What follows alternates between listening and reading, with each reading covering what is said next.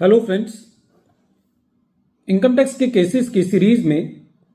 आज जो केस हम डिस्कस करेंगे वो सेक्शन 144C सबसेक्शन 13 के अंदर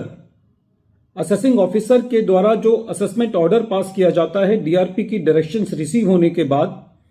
उस असेसमेंट ऑर्डर को पास करने की लिमिटेशन डेट के इशू में ये केस है। प्रेजेंट केस के अंदर दिल्ली आईटीएटी की आई बेंच के सामने एक लिमिटेड इशू ये था कि यदि डीआरपी अपनी डायरेक्शंस देता है तो कौन सी डेट वो ली जानी चाहिए जिस डेट पे ये माना जाएगा कि वो डीआरपी की डायरेक्शंस असेसिंग ऑफिसर को रिसीव हुई। वो डेट ली जाएगी जिस डेट पे डीआरपी ने अपनी डायरेक्शंस आईटीबीए पोर्टल पर अपलोड करी, या वो डेट ली जाएगी जिस डेट पर असेसिंग ऑफिसर को डीआरपी की डायरेक्शंस ईमेल के द्वारा रिसीव हुई, या वो डेट ली जाएगी जिस डेट पर डीआरपी की डायरेक्शंस असेसिंग ऑफिसर को अपनी वर्क लिस्ट के अंदर शो करना शुरू करा। यही इशू दिल्ली आईटीएटी की आई बेंच ने अपने case Hyundai Rotem company Indian project officers versus assistant commissioner of income tax international taxation के केस में डिसाइड की। यह case 122 ITR tribunal page number 178 पर रिपोर्ट हुआ और इस केस का जजमेंट 18 नवंबर 2024 को आया।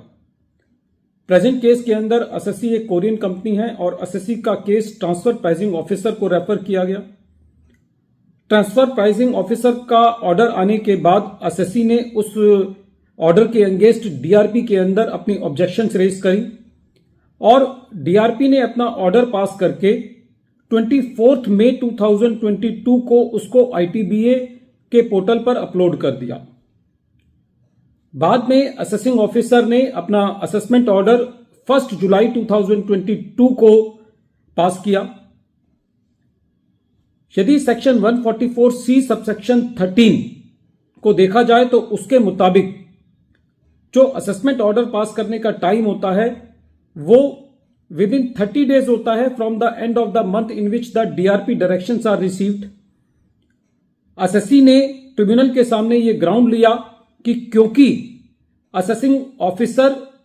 को असेसमेंट ऑर्डर मई 2022 में रिसीव हो गया था, 24 मई 2022 को, इसलिए 31 मई से 30 दिन देखे जाने चाहिए और असेसमेंट ऑर्डर को पास करने का जो टाइम था वो 30 जून 2022 था। और क्योंकि असेसमेंट ऑर्डर 1 जुलाई 2022 को पास किया गया इसलिए ये एक दिन से टाइम बार्ड है। जब ये मैटर ट्रिब्यूनल ने सुना तो रेवेन्यू की जो कंटेंशंस थी वो ये थी कि प्रेजेंट केस के अंदर जो डीआरपी की डायरेक्शंस हैं वो असेसिंग ऑफिसर को ईमेल के द्वारा रिसीव नहीं हुई। रेवेन्यू की ये कंटेंशन थी कि जो मैनुअल ऑर्डर्स डीआरपी ने अपलोड किए हैं वो असेसिंग ऑफिसर को अपनी वर्क लिस्ट के अंदर विजिबल नहीं थे। रेवेन्यू की ये कंटेंशन थी कि जो असेसिंग ऑफिसर है वो उसको ये ऑर्डर आईटीबीए पोर्टल पर नोटिफाई नहीं हुए। और रेवेन्यू की फर्दर कंटेंशन ये थी कि ये सारे के सारे जो डीआरपी के ऑर्डर्स थे वो असेसिंग ऑफिसर को 30 जून 2022 को वर्क लिस्ट में दिखाई दिए और असेसिंग ऑफिसर ने 1 जुलाई 2022 को असेसमेंट ऑर्डर पास कर दिया जो कि विद इन टाइम लिमिट्स है। जब ये मैटर ट्रिब्यूनल ने सुना तो ट्रिब्यूनल का ये कहना था कि इलेक्ट्रॉनिक रिकॉर्ड्स के केस में, इलेक्ट्रॉनिक डॉक्यूमेंट्स के केस में कब ऑर्डर्स डिस्पैच किए गए, कब ऑर्डर्स रिसीव किए गए, ये सारी चीजें जो देखनी है वो सेक्शन 144B सबसेक्शन 6 क्लॉज 5 के मुताबिक देखनी है, जहां पर इंफॉर्मेशन टेक्नोलॉजी एक्ट 2000 का रेफरेंस दिया गया है। यदि इंफॉर्मेशन टेक्नोलॉजी एक्ट 2000 को और सेक्शन 144B सबसेक्शन 6 क्लॉज 5 को की ज्वाइंट रीडिंग करते हैं तो इससे यह बात सामने आती है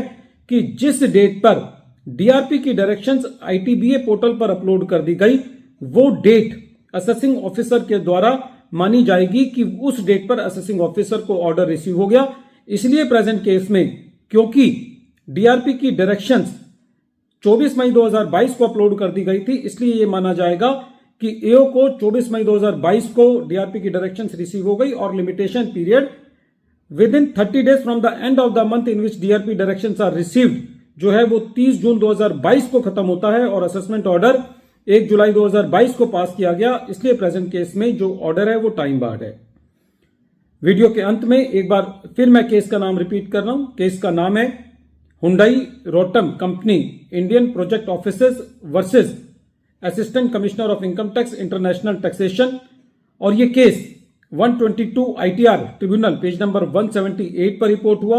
और इस केस का जजमेंट 18 नवंबर 2024 को आया। Thank you friends.